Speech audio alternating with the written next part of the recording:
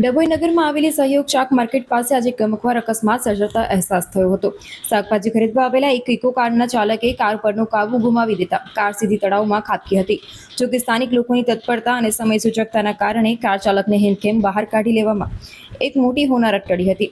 મળતી માહિતી મુજબ સિનોર તાલુકાના બીથલી ગામના રહેવાસી નિલેશભાઈ પાટણવાડિયા પોતાની ઇકો કાર લઈને ડભોઈના સહયોગ શાક માર્કેટ ખાતે શાકભાજીની ખરીદી કરવા માટે આવ્યા હતા।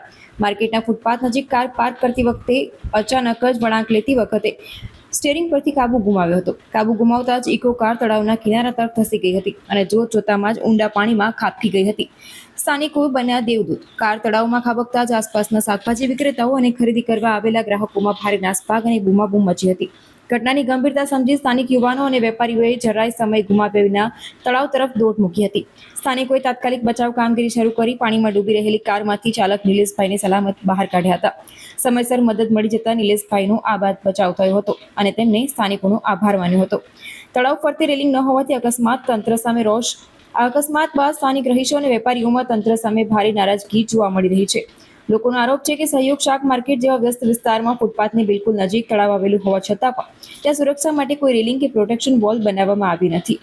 ભવિષ્યમાં કોઈ મોટી જાનહાનિ કે આવો જીવલેણ અકસ્માત ફરી ન સર્જાય તે માટે થઈને યોગ્ય કાર્યવાહી કરવી જરૂરી બની છે।